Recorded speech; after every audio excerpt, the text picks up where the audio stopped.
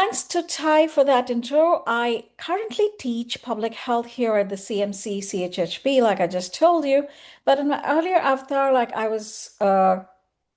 I'm a physician, and so I've led the national health programs and policy for India for about 2 decades. But I wasn't just doing things, I was also at the simultaneously making some academic presentations. I've always maintained a link with academics because I thought it kept me abreast with all that's there in my field. And then I pivoted. I went into academics full time, and here I am, where I making presentations as a part of my daily life. Now that you know a little bit about me, could you know a little bit about you as well? Could we have could each one of you introduce yourselves? Hi. My name is Oh, go ahead. Al. Oh, Sorry. sorry, Matthew.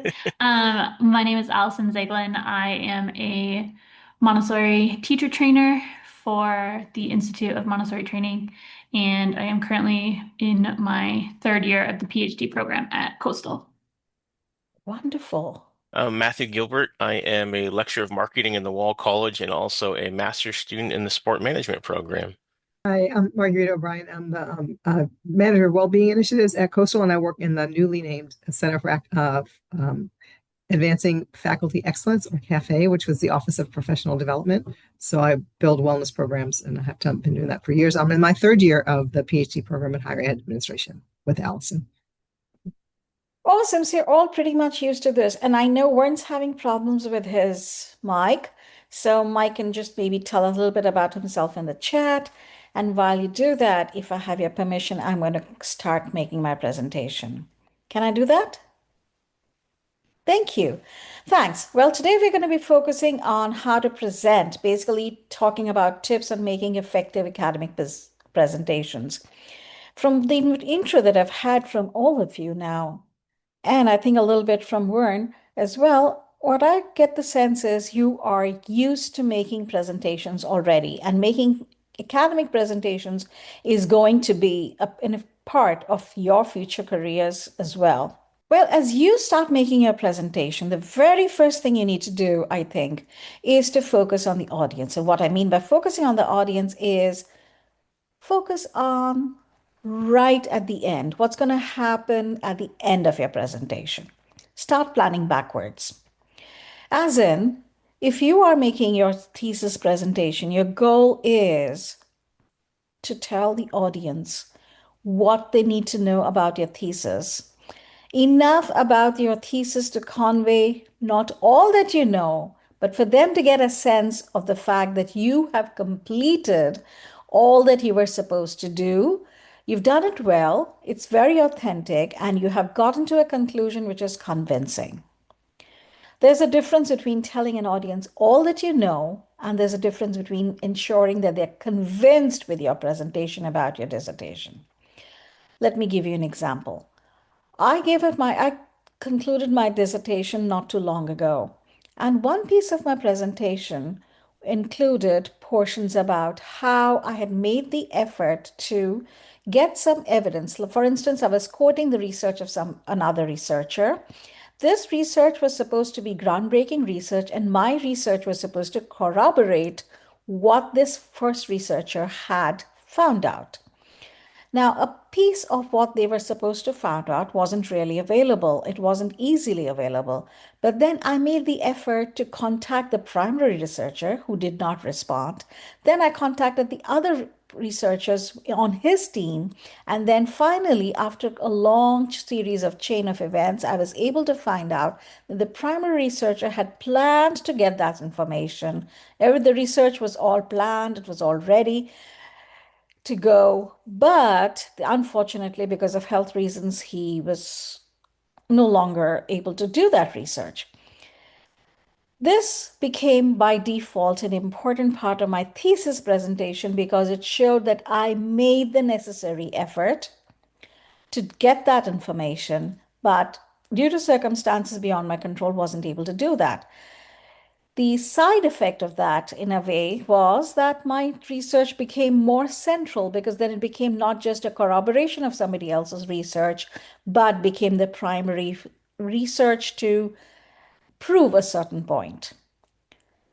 Therefore, getting that and telling them this entire story in the small little synopsis became very important for me to tell them that I had done all that was supposed to do. So you have to start working backwards from what you want your audience to carry away with you, and then what the information is essential to getting them to reach that conclusion. And once you have planned your presentation, you have to design what you're going to get in there. That's the next big piece.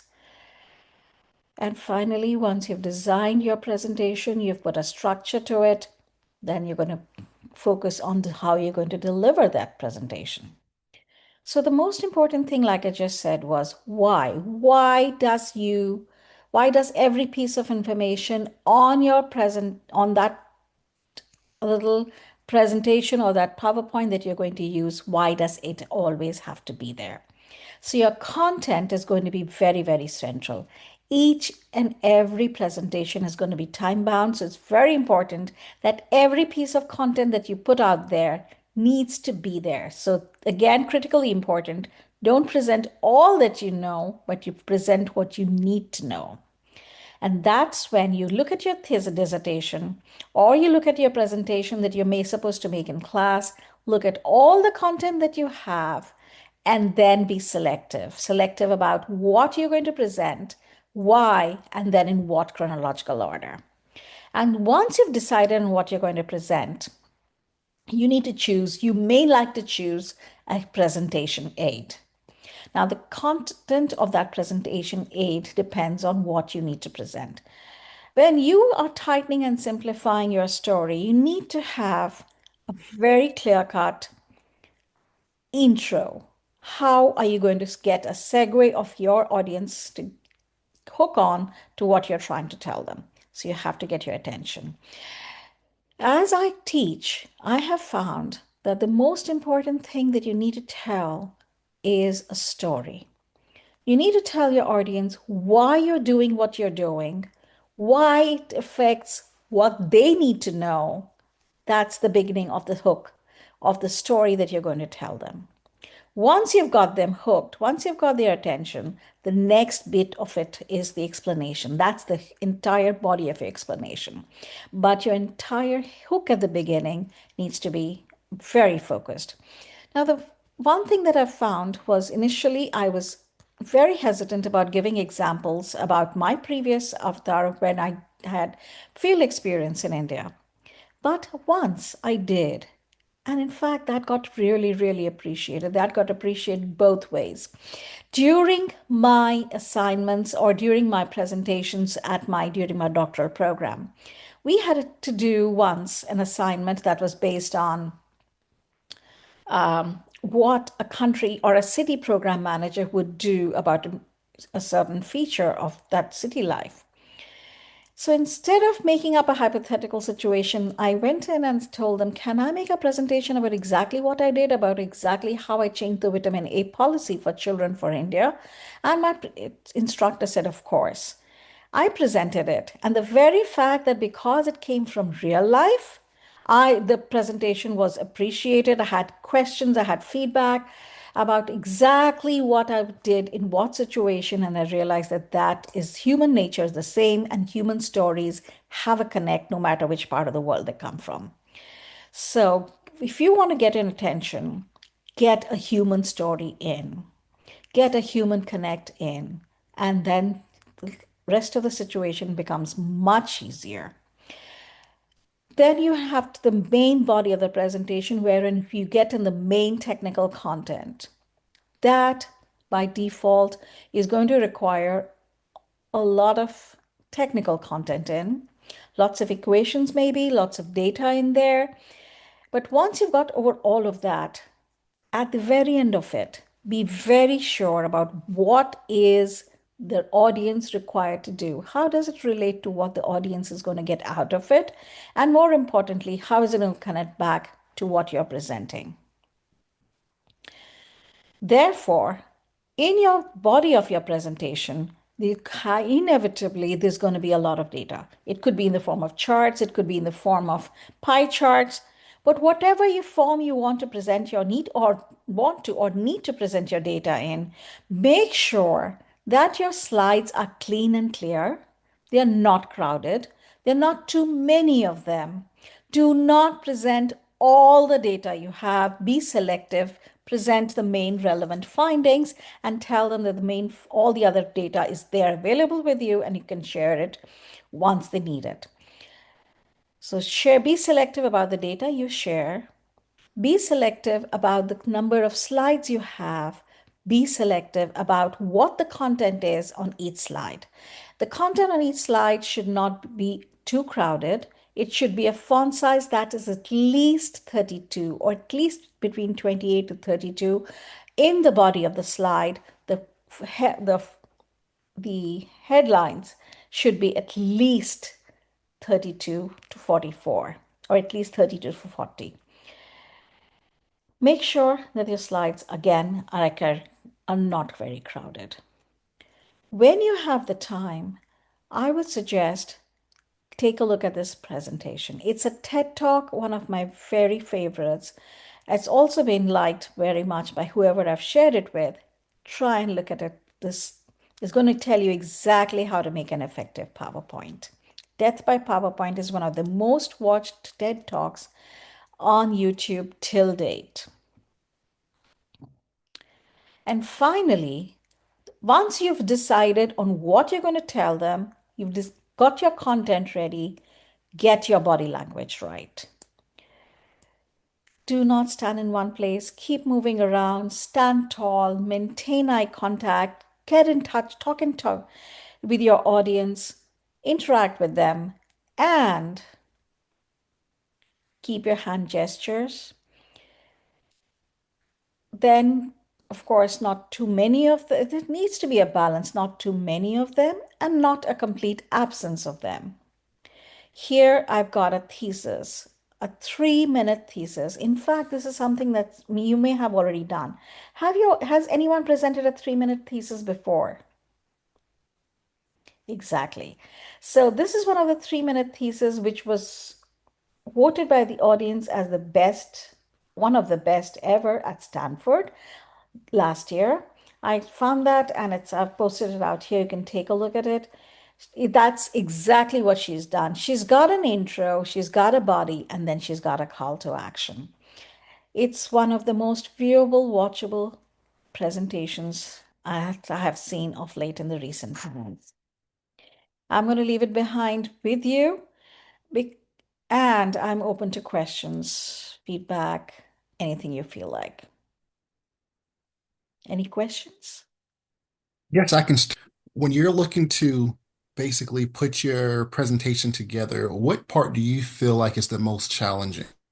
The most challenging, I think, is the planning. Once you've got your planning through, things are done. It's like management, right? And we have a lecturer on management from the Wall School of Management here. One of the most successful presentations or the most successful programs are the ones which are planned well. So planning should take at least 40 to 50% of your time. Once you have planned your presentation, things go better. In fact, it's your content can be very, very smoothly presented once you've got your plan ready. Can you talk about the difference? Hi, Sangeeta. How are you? It's Verdana. Thank you for presenting, by the way, and talking about this issue. Could you talk a little bit about the different tactics one may use for doing oral presentation versus poster presentations, and what students are expected to to consider and think about, just when you're thinking about oral versus poster? Thanks, Fredana, for that question. Oral presentations are the ones where you have a much better focus on being able to maintain eye contact with your audience. You can talk to them, interact with them. Their body language in return, the expressions tells you exactly what you can, where they are. So there is a much better focus on maintaining content relevant to the audience where you can spontaneously innovate, you can interact with them. That's an oral presentation. Poster presentation is when you already have all your content ready, and then you just have to adapt and innovate based on who you have come in, whose your audience is at that point in time. So a poster presentation, you have to have all of it ready exactly there on one little slide or like that piece of poster. And then you interact with your audience based on the questions that they ask you. That can be very, very personalized. That kind of personalized attention is not possible in an oral presentation where you have to, it's basically just you talking. You've decided on what your content is, you go with the flow, and you tell them exactly what a very set amount of set of information is. Posters, you have all the information, but each and every interaction that you have with the person coming in with you to talk to you about your poster, you tailor that talk in relation to the questions that they have. So, oral one, it's very much speaker oriented. Poster interaction is very much audience oriented based on who you're talking to at that point in time. Posters at times can be easier to do because you can dump just about everything. Sorry, dump perhaps is not the right word, but you present all that you have on a slide or that slide poster that you have, and you have everything in front of you. You have a lot of background, a lot of support in a poster presentation.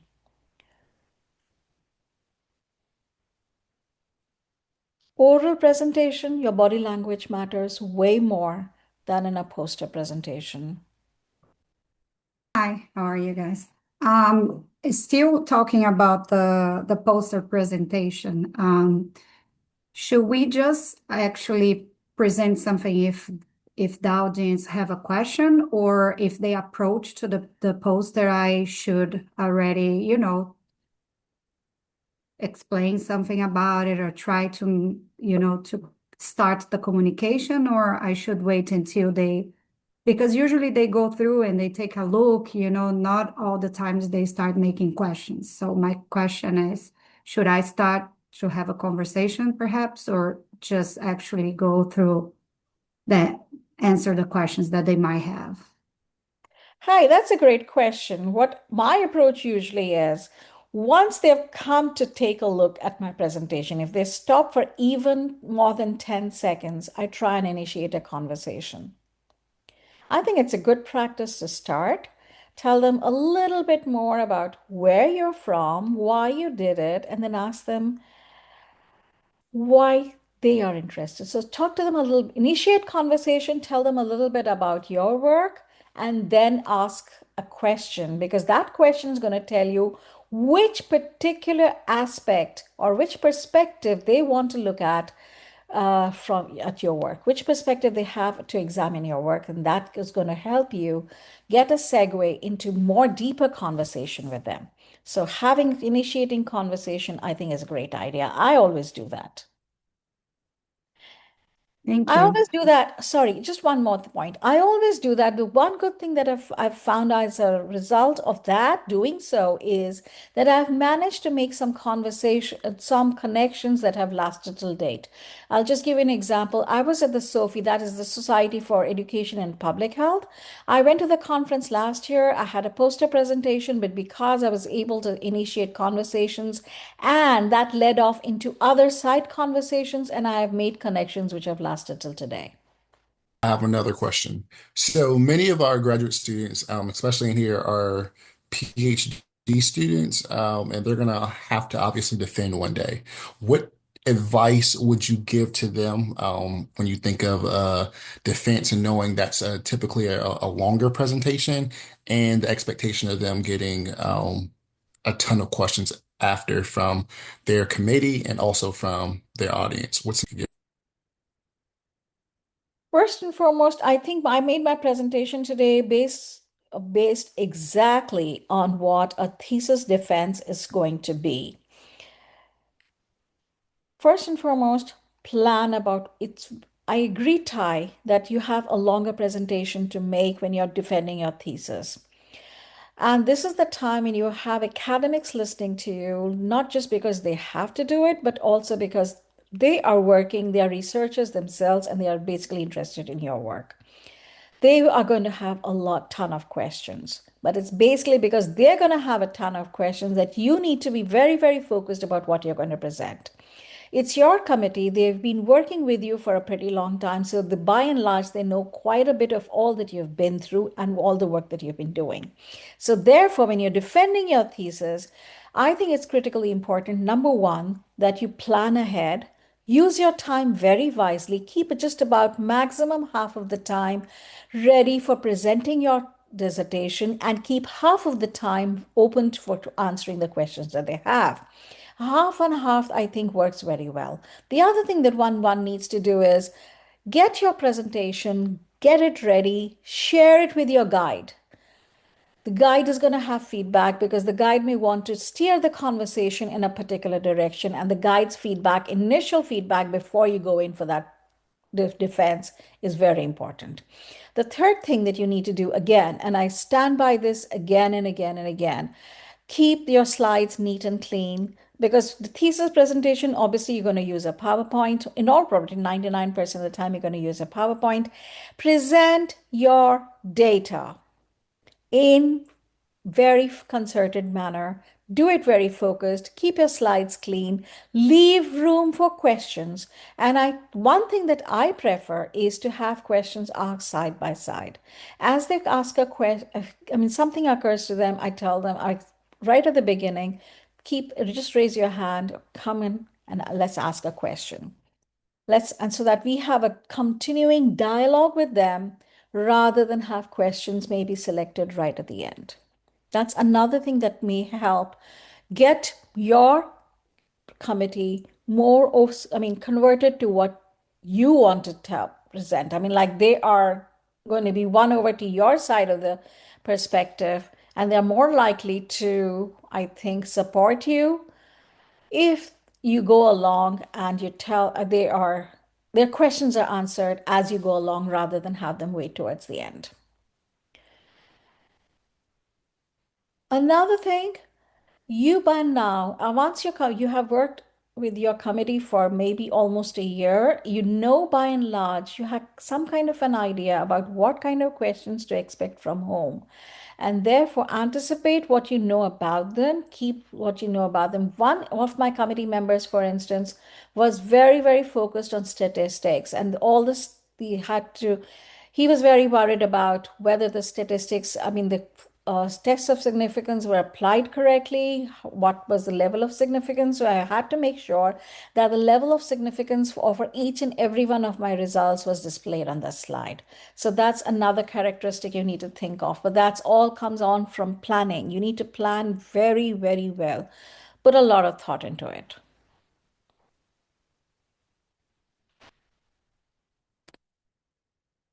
And finally, of course, again, your body language, appear confident, stay nice and calm.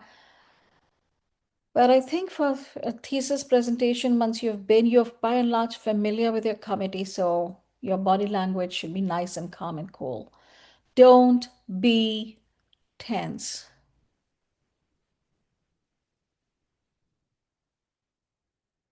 That's all I can think of at the moment.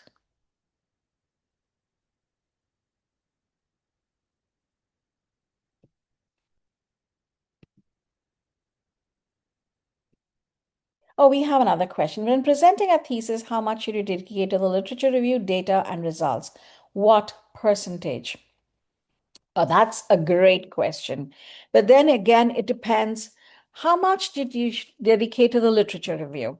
You mean in a presentation, the literature review should just set the background for what you are going to present. Your academic presentation is focused on your work, and your literature review just needs to show your committee members that you have gone in, collected the data. that is you have relevant up-to-date data, number one. Second, the data is very, very focused on the results that you want to present. In this, let me just tell you another example. For instance, I had my dissertation on international medical graduates, what they come in and what that is kind of support they need once they migrate to the United States. This meant that they need to find all the strategies that have been done, already carried out, tried and tested to support international medical graduates as they come and work in another foreign country. So I needed to get in the strategies. Number one, show them that you're up to date with the latest work. Number two, you also need to tell them, your committee members, so you're focused with your work. When did it start? When did all the background work start? When till you followed it up till right at the very latest? You've got research up to 2025. Next, what's new? What are the different kind of strategies? You need to get that literature review and put it into a shape that was going to make relevance to your findings. For international medical graduates, as they come in, my literature review showed that initial acculturation strategy started with training international medical graduates in language and social skills. Next, they moved on, they realized that you needed to train them about local cultures. Number three, you had to tell them also about what's relevant or how different hospitals function. So at different points in time, different pieces of information came in. So I didn't just have to tell them what the findings were, but in which different compartments they fell in. You have to organize that, get your literature review, maximum about 15 to 20% of your presentation. After that, focus mainly on your data, your results. Your data is the absolute centerpiece, is the meat of your presentation. But this data needs to be presented very cleanly, very focused. Don't crowd out your slides. Put little bits of data. Put it data in the form of visuals. Give visuals. You talk about it. Do not read from your slides. Show them the visuals. Talk about the work. And then the results, of course, will lead in from the data. So literature review about 20% of your time, data, the meat of your presentation, the maximum amount, let's say almost half of your presentation should be focused on your data. Data should be so powerful that your results lead on from it. And sorry, I didn't get it. What do you mean by what percentage? No, I meant if we were to divide in these three parts, how many percent each part should have? But I believe you answered that question. And Okay, thank you. thank you. The data has to be the meat of your presentation, beyond a shadow of a doubt.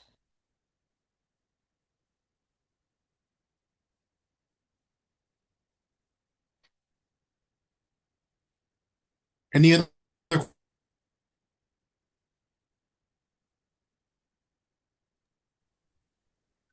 All right. Well, Dr. Saxena, we truly appreciate your time and everything that you share with us. And I look forward to getting this out to our students, and we look forward to continuing working with you in the future. I hope that you have a Thank great you. And I'm day. happy to answer And this any concludes question. our workshop. Thank you. And I'm happy to answer any questions or offer any advice or be of any support anytime. Share my email ID or there on the college website. I'm happy to offer any advice and be of help for any of your presentations. I did mine not too long ago, and I'd be happy to be of help to anyone here at CCU. Thank you. Thank you so much. We appreciate it. Thank you. Bye-bye.